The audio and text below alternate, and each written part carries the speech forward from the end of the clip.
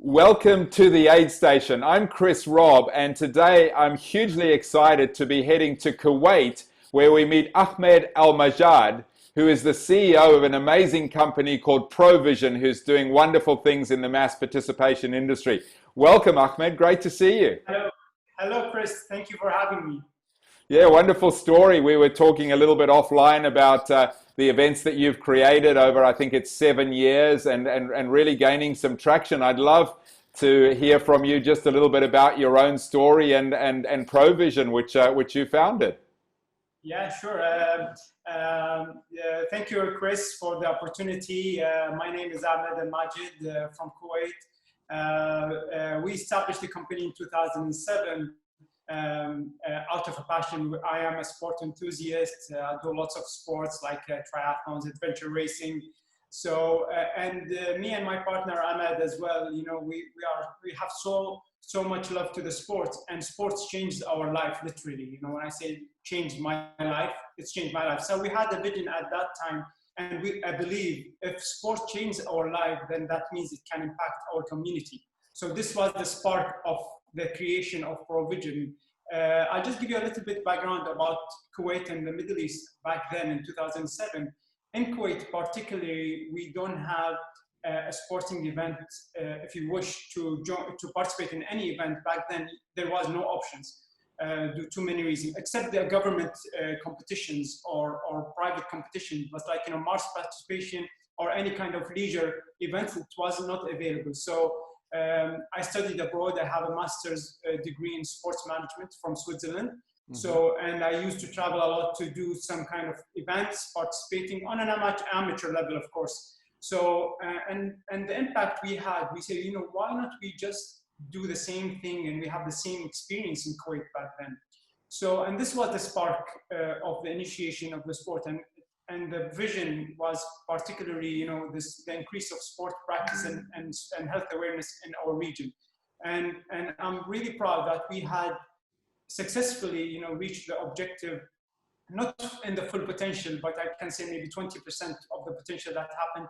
Last year, we executed 44 events, and we had over 58,000 participants throughout these events, which is quite a big number. Since the start, we had only 200 people in the first year. Wow, what a story. That's incredible. And I got it wrong. I apologize. I said 7 years. It's been 13 years, but what an incredible Exactly. story. And you mentioned Exactly. that sport changed your life. Is there anything specific that you can share as to how it changed your life? Yeah, of course. We live in a culture where sports is not that important. So sedentary lifestyle is the major thing. And the rapid growth in the region, and even the climate, the hot climate and the facility, it wasn't available, like gyms, and the mindset as well. Like everyone using a car, fast food, and these kind of sports. It's the beauty of sport is not just the health perspective. Actually, it's a discipline. It's the vision. It's the goal that sets you. So actually, before that, I was like a pure follower, normal guy. Like I just do whatever what others did, basically. So when I start jumping into the sport with the small practice here and there, um, I start to have a vision. I start to have a goal. I start to have an ambition, and really, sport gave me all that, even self-esteem, confident, challenge, competition. And I'm really grateful for that. And through sport, I changed my career. My background in the university was political science. Now I moved to sports Wow. management through my master's degrees. I used to work in a bank. Now we work in the sport industry as owning the Provision Sports Management and impacting the community, which is for us. I have two kids, and I don't want them to have the same experience I did. So we have a big belief that sports will have a great impact on the society and on the community. And actually, every year we see this, we notice that, which is really, really touching us. And we are so proud that this was part of the vision. And we continue the hard work because it's just give you something that intangible and priceless, if I can put it in the right context. Fantastic. Wow, that's amazing. So how has that been impacted now, this growing awareness, more active people? You've just gone through the COVID situation. Have people been able to get out and about and exercise, or has it been a fairly strict lockdown where people have had to stop running and the like? Yeah, actually, this is can be linked with what we've been doing. We always focus, since the start of the company, we focus on one thing, is the quality of the service that we provide and the experience. So we believe if the experience and the quality of the product that you have was exceptional, then people will love doing it back or doing it again. So was the focus for us, that the experience must be great. So that's how we created the community. Of course, we had a great database. As I told you, last year we had over 58,000 participants in our so we were still engaging with them, and this is even there was a full lockdown, there was some restriction, and of course we want to follow the government procedures in that, but we proudly we can say we offered free services through virtual events that we are still engaging with our people. We want them to be active. We want them to do activity. We want to be close to them. I know there was a crisis and the COVID-19 issues and whatever, but we want to keep close to them. And successfully, we ran around 5 events virtually, and we had over 6,000 participants in them, which is fantastic in a small country with over 3 million population.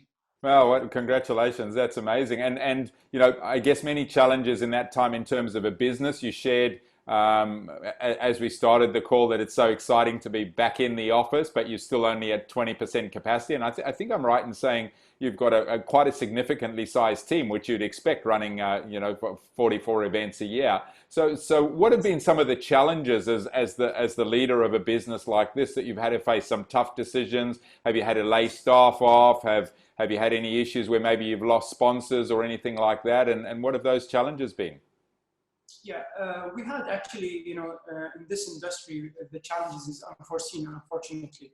So the main challenge today is basically we don't know what's going to happen tomorrow, because and I think this is for most of the businesses, but especially for the events, because it's not as important as other things in my humble opinion, or from the government point of view. So the main challenge is basically you cannot forecast, you cannot foresee the future. Of course, we had maybe 6 or 7 events postponed. We didn't cancel anything yet. So all of them has been postponed. Lots of clients, they pulled back because of the current situation. We're trying to make it up for them. Like, we just want to run your event, even with on cost. We just want to keep the continuity, because eventually things will go back to normal. When, we don't know. But things we can... But if they stop doing it, that means, 1 year off, then that means, the continuity afterwards, it's going to be more difficult. Difficult, yeah. So we're trying to change a few things here and there. Some of the team working on, we segregated the team into committees. There's a crisis management committee, there's the new revenue streams, there is maybe the new shaping of the business and how things will be running. So we involve the team heavily in taking decisions. We've been very transparent with what's going on. I'm very proud that we built. We always say there's a big difference between doing a business and building a business. So we're proud that the vision of the management, that building a business, we always had a reserved for crisis. So we always have a 6 months contingency plan. If things happen, because we are in service industry, we don't know what's going on. So luckily we didn't lay off any of our team.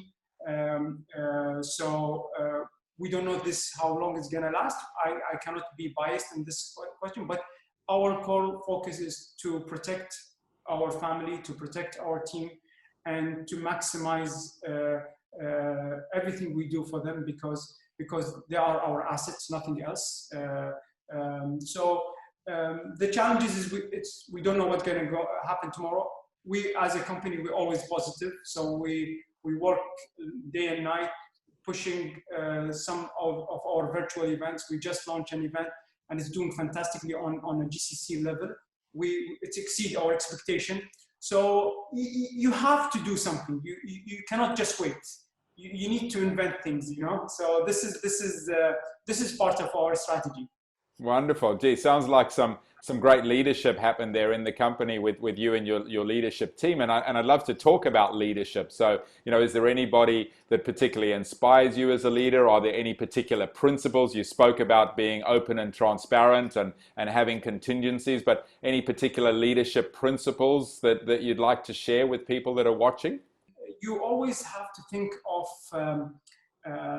the worst case scenarios. You know, you always think of your priority. We always in our company we believe that building a culture of this is, I think, the most important thing, and actually it pays off. When we are in the crisis, when we build a culture based on transparency, built on teamwork, built on the love of the company and the love of what you do.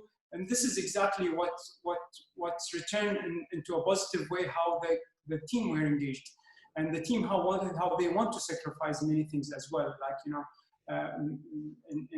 in some decision has been made. They were like, actually some of the team, they calling me, we should do that, we should cut off here, we should do that. So the love of it, I think the culture is the most important thing in building a company. That they feel loyal to it, and of course vice versa, the company has to be loyal also to the team.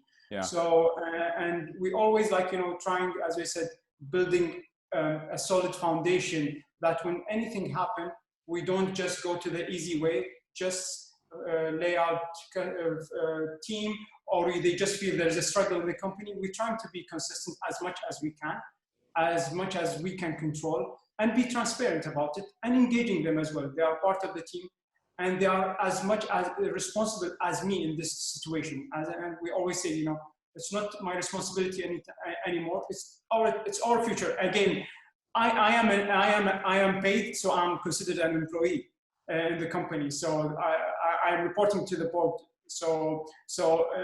But I'm putting in a leader position, but they are responsible as we are. So it's a collaborative effort, I guess. Wonderful. How many people in your team? Remind me again. So we are in Kantara. We are 62 team member, and in the events division we are 13 full-time members.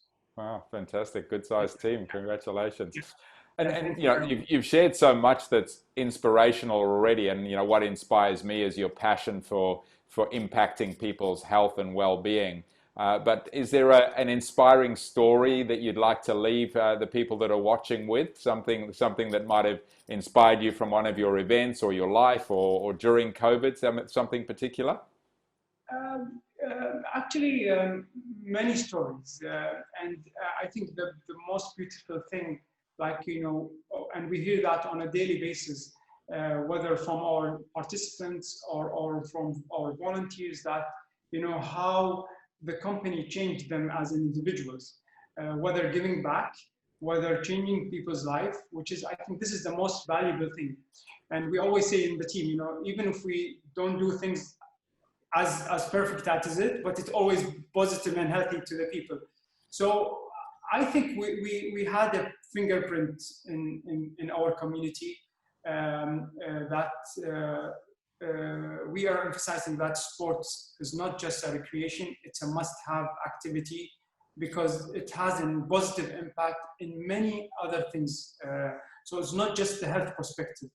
And this is what we are really doing day and night, to emphasize on that direction, and trying to inspire others as well with what we do. And yeah, I mean, we're getting that in return. It's nothing feels better than being appreciated. Yeah. And we feel that on a daily basis, you know, so that's fantastic. That's great. I mean, I say it so often, you know, there's definitely not a week that goes by, and sometimes not a day that goes by, that our industry gives us what I call money can't buy experiences, you know, changing people's lives, those kind of impacts, seeing the smiling faces of people meeting each other at finish lines, and families together, and fathers and mothers running and participating with their children. It's it's money can't buy for me. So it's yeah, it's wonderful. So yeah, congratulations. It's been an absolute pleasure. 15 minutes has absolutely flown by. Wonderful to talk to you, and I look forward to seeing your continued impact in Kuwait and obviously the GCC area. Thank you so much for making the time, and look forward to staying in contact and hearing how things continue to go for you. Thank you so much, Ahmed. Thank you very much. Appreciate it. Thank you very much. Thank And you. all the best.